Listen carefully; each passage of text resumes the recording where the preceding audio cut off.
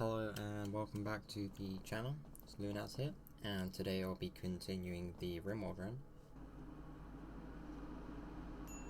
So during the last episode we were focusing on increasing the food stockpile on the ship, getting the death rests up for Crafter, which has been done, and he will be back with the colony in another 2 days. And then we did some ship upgrades, resulting in 2 new corridors and 4 new rooms, as well as a little more space within the corridors of the ship for maybe some crafting. And the rooms will mostly be going towards colonist bedrooms for the time being.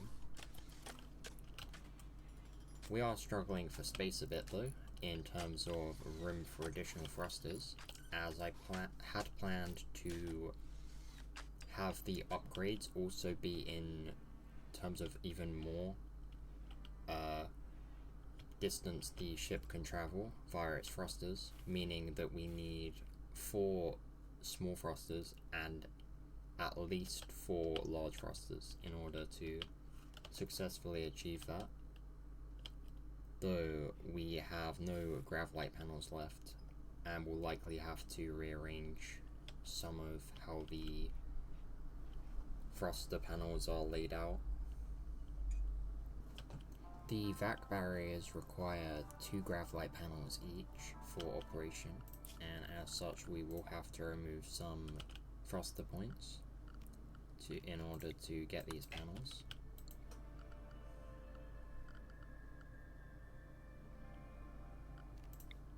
Actually, considering that we will likely not be heading back into space for a while, the vac barriers will be ignored for the time being until we have reached the other 2 ship upgrade destinations on the map. The steel deposit has been mined out, so we can begin replenishing our steel, although we do still have some additional things to construct.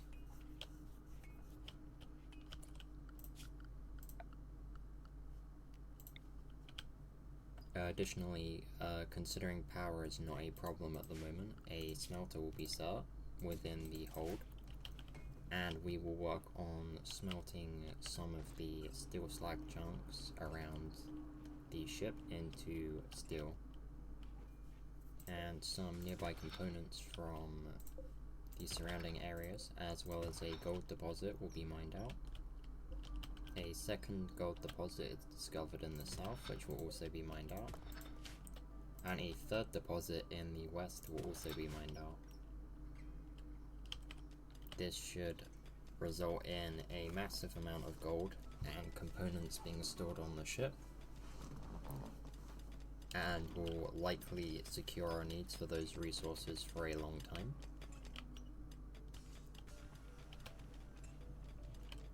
The steel slag chunks, however, will likely not be enough, and we will likely go and mine some of the other steel veins around the map. There are a number that are reasonably close by.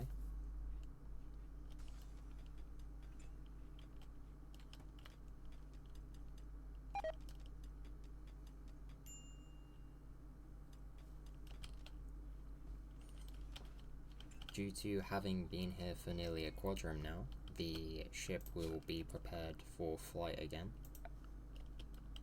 as we need to ideally be able to launch as far as possible with the next flight.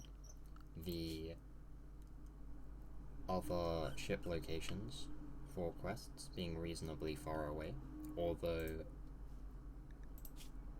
the mechanoid platform that had been offered recently is closer. We will ignore it for the time being, due to needing to save on grav light panels, and therefore losing access to vac barriers for the time being, as well as also not being able to stand up to large forces of mechs with our current weaponry and armor.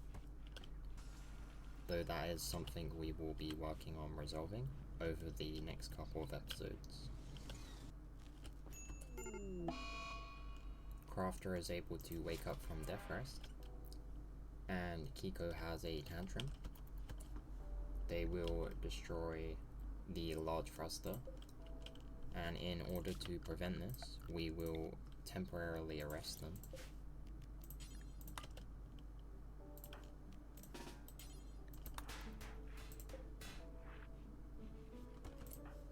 And immediately release them.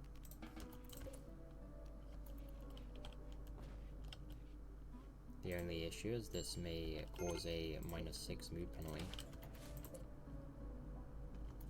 but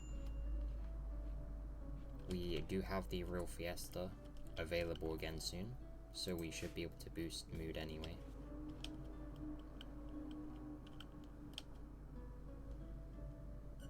The chem fuel generators are empty, and with all of our chem fuel assigned to fuel for the time being, we will eject one of the thrusters.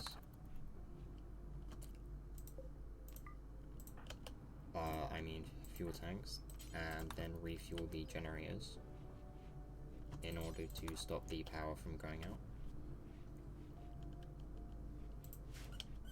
And then a large amount of wood will have to be gathered from the surrounding area to make that back up. Kiko will re-equip his machine pistol, and the work on the wood gathering will now be begun. The mechanoids have finally caught on to us, and we have 8.5 days before their arrival, which should be plenty of time to harvest the potatoes and the field of rice.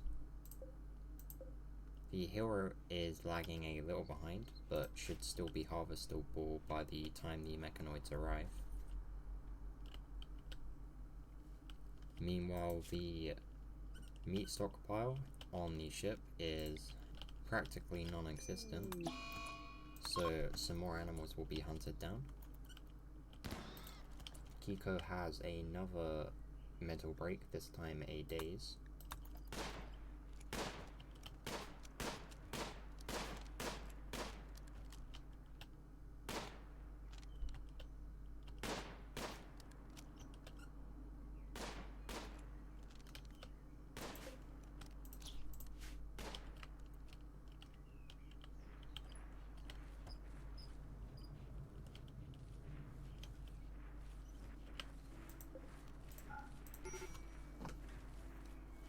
The potato harvesting is begun around noon, and the first of our hunted animals are brought back to the ship. Tree also has a mental break, also a daze, and we will really need to consider perhaps using the Fiesta as soon as possible, with Lips also going on a mental break. To boost the quality of the celebration, some additional light speakers will be produced, and while it may make the room a little busy and unruly, it should definitely help with the quality of the celebration.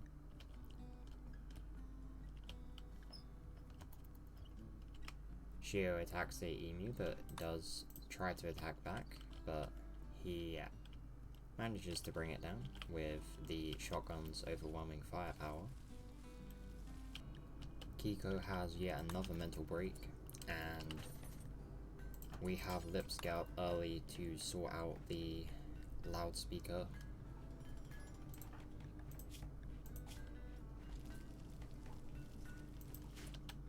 The festival can no longer wait, even if Kiko cannot be involved with it, as we have multiple people who are at their limit.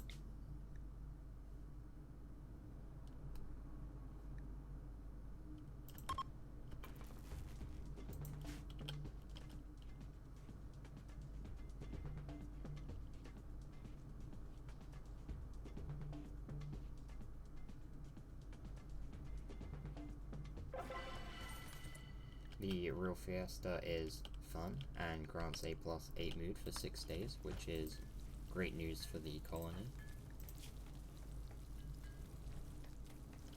Sadly, Tree and Kiko will not benefit from this, although as long as some of our colonists do, that is fine. Sam, Lips, Shio, and Frob are very important to our defense at the moment. Crafter is good at holding people in choke points, but other than that, he can't fight at range.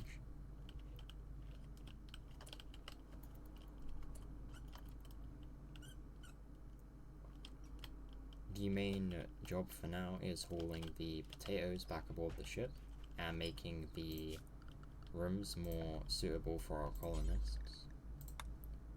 And to begin work on that, we will start flooring the bedroom areas with carpet. The death rest room will function as a bedroom as well as death rest room for Crafter in order to save some space.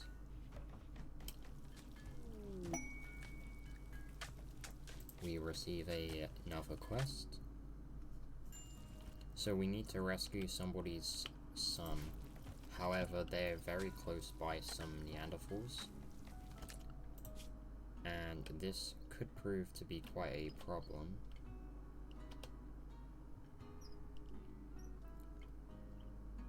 I think they may be worth leaving behind. The only way we can reach them before the mechanoids arrive is by flying to their location. And I don't think we receive enough as a reward from this quest to make it worth it.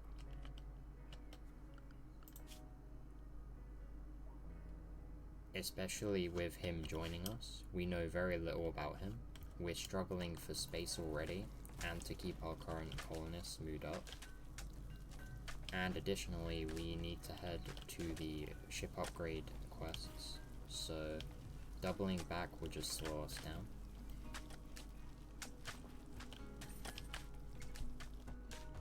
So unfortunately, he will be left to die.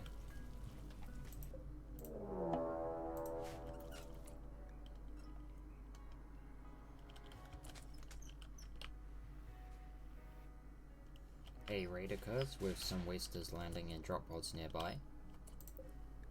They are looking to have some pretty dangerous weaponry, including a number of sniper rifles, with people who also know how to use them. This may be a massive issue for us, as I am unsure whether we can beat them without drawing them into close quarters combat. Almost all of them outrange the majority of our colonists, and all of their weapons deal massive amounts of damage.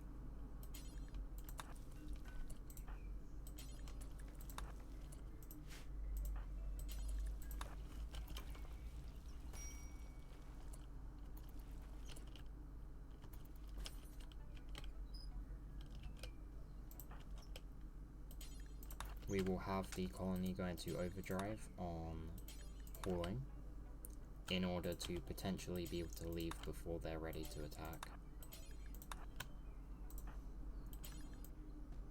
The raiders are starting on their attack, and as the last of the colonists come back to the ship, we will prepare to leave.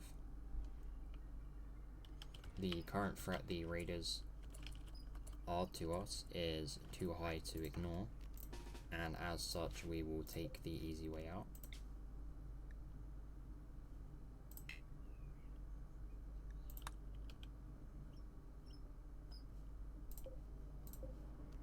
Making sure everybody is aboard the ship, we will now launch. The piloting ability of the colonists being a little lower than normal, though this is absolutely fine.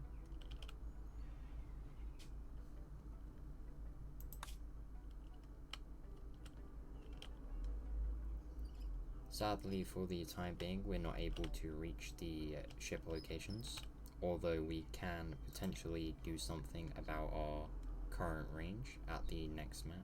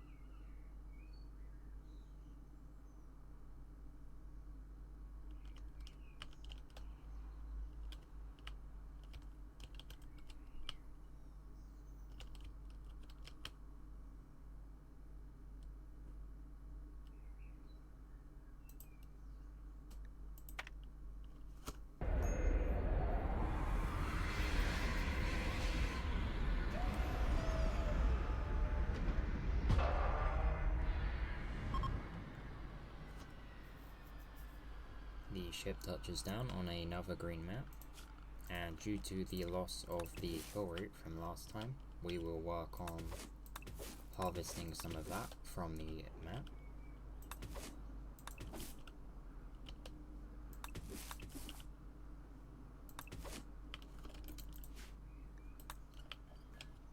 And working on the completion of our rooms.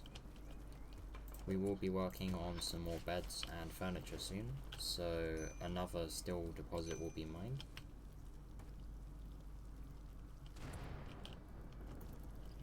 But in terms of food, we're well set up for the time being. Although it would be a good idea to hunt some game in order to keep the supply of meat coming. Some more trees are cut down to provide more fuel and keep the art manufacturing going. A ambrosia sprout occurs to the south, although we will have likely left before it's ready to harvest, and a squirrel self-tames, although we will be slaughtering it for food. A mechanoid cluster also appears to the south, although we will likely not be headed down there at all. Just in case someone does decide to head down there though, we will make a new area and invert it, and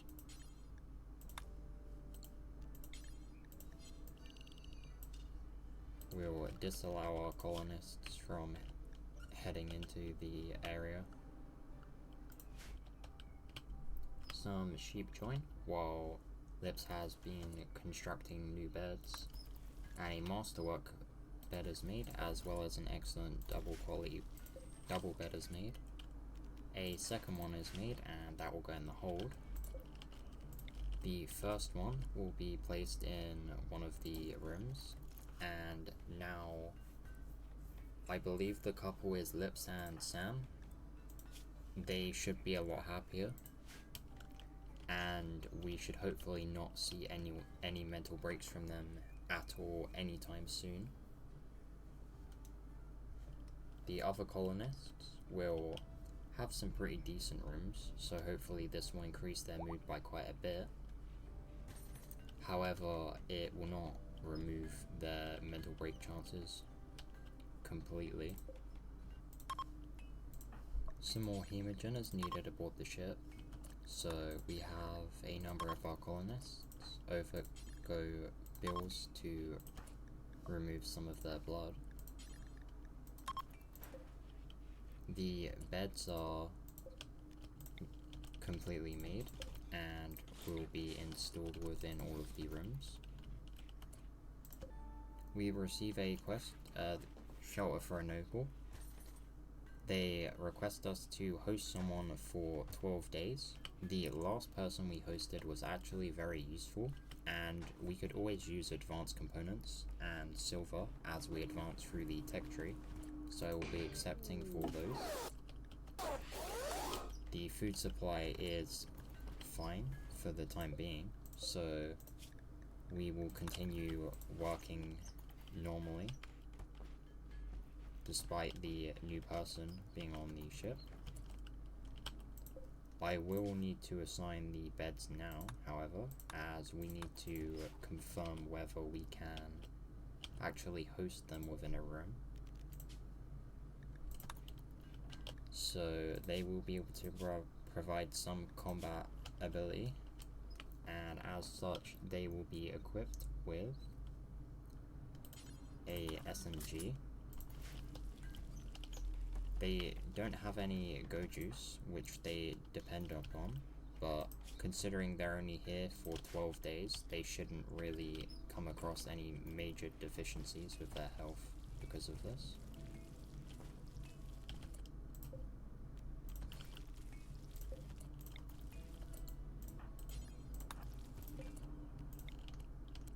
The spare Masterwork single bed will be installed within Kiko's room to hopefully increase his mood further, as he's been in a pretty bad spot recently.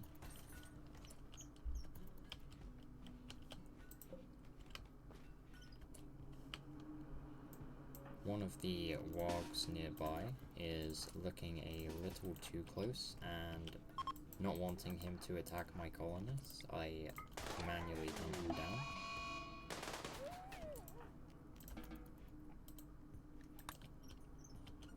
With the warg taken care of, we can safely hunt and haul again within the surrounding area. Speaking of, the sheep that had entered the map recently will be slaughtered.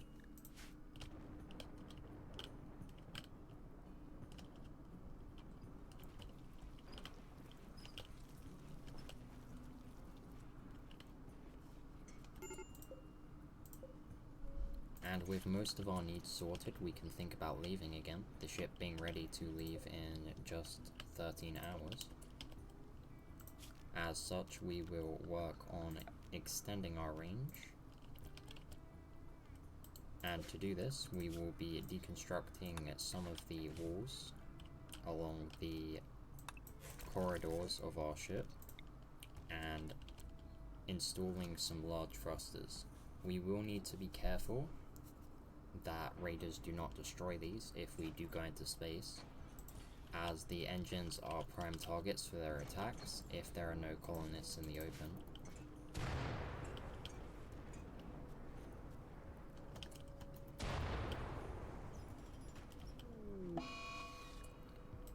Tree has a day's mental break. With the large thrusters built, we reinstall with the large thrusters built, we rebuild some of the smaller thrusters on the side of the ship, and also collect some more wood before we leave, as the areas we're going to look pretty barren in terms of wood supply, and we'll need a lot in order to keep up our fuel capacity and keep the ship running. The hold stockpile is increased slightly, and some additional shelves are slotted in some spare spaces around the ship. A combat supply arrives on the map, and with a decent amount of silver and goods belonging to us, we may be able to trade for some decent weapons. Although sadly, with Tree in a mental break, we will need to wait for some time before we can trade with them.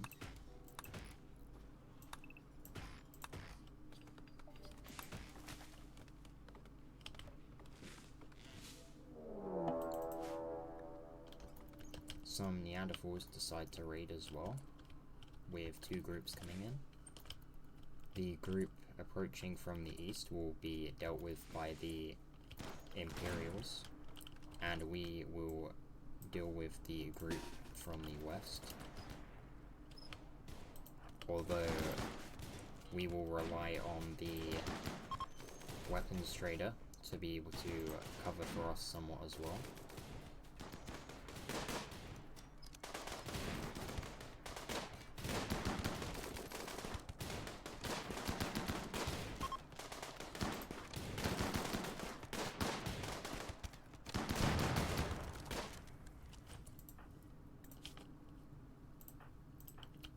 Vapey does take a slight hit with a peeler, although is looking fine. The Neanderthals seem to have dropped a decent amount of pemmican and herbal medicine though, which is great news. And the work that was started on the trees will be continued while we wait for Tree to become capable of trading again. With Tree ending her mental break, we have her go and trade with the combat supplier. And we will sell all of our non-essential melee weapons and some of our poorer quality guns.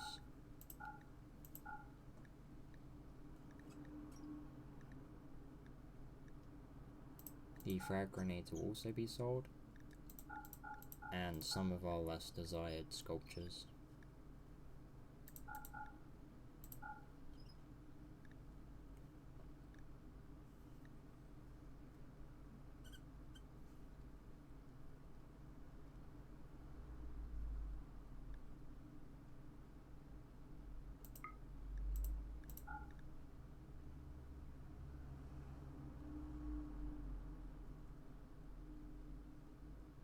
The Raider doesn't really seem to have any good weaponry other than a charge rifle. However, I'm not willing to spend so much money on a normal quality weapon. With the current qualities of weapons and the good diversity being pretty beneficial to the colony at this current moment.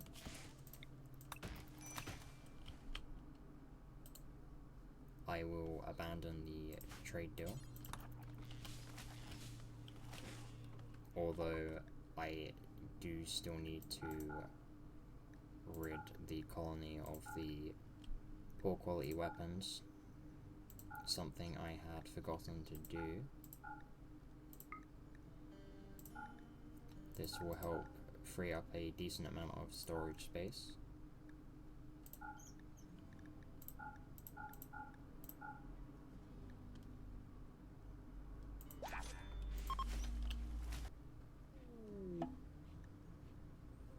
The true advent opportunity becomes available. However, for the time being, we will not do it, as it's not currently needed. So far, the strategic use and saving of these events has helped greatly, and we will continue as such until they are not as often needed. With the gathering of the last of the wood, the colony makes ready to leave. Hopefully now being capable of traversing directly to the next ship upgrade quest site. The pilot's ability is also significantly improved, and we are almost within range of both of them.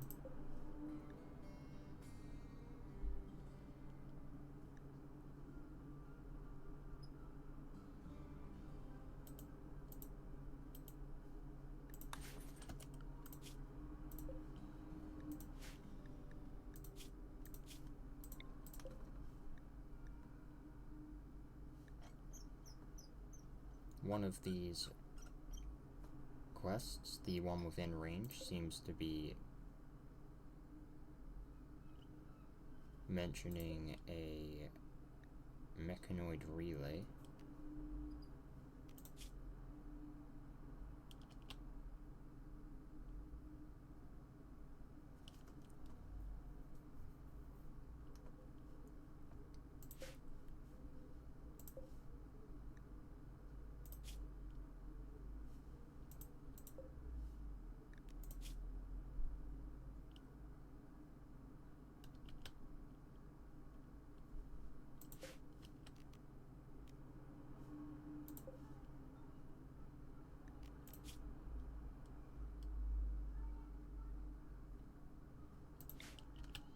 upon researching further some of the sites, 2 of them have a heavy mechanoid presence. However, with one that is less dangerous down here and needing a jump to reach, we will head to this one. Whether we are able to deal with it or not remains to be seen. But we are capable of building some weapons and tools that could make it possible if they do not attack us as soon as we land.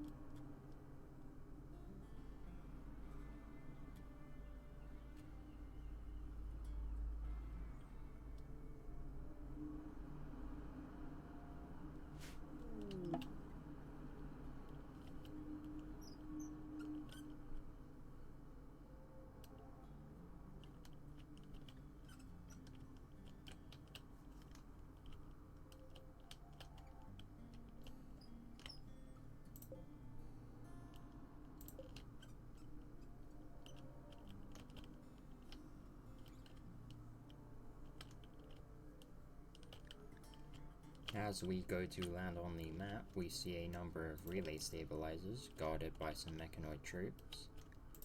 We will, for the time being, land at a spot that's fairly central and work on clearing some of these relays.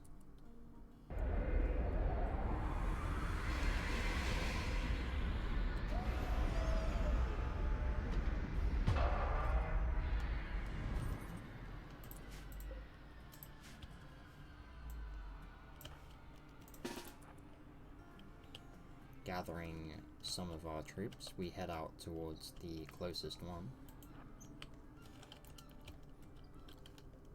and begin the work of clearing the map.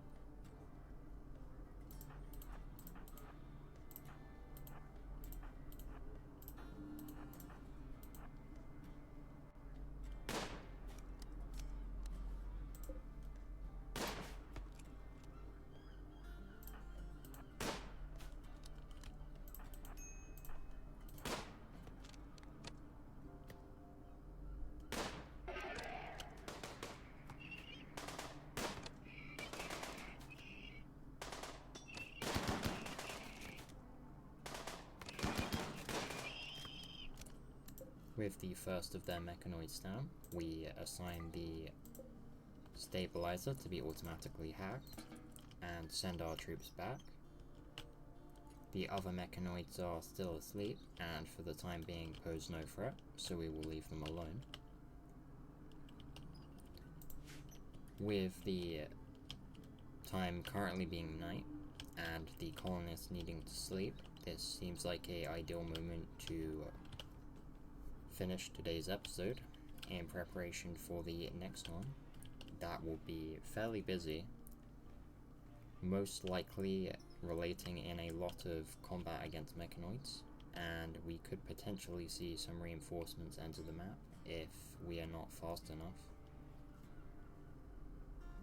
Though for now, I will be ending here. I hope you're enjoying the series so far, and I will hopefully see you next time. Goodbye.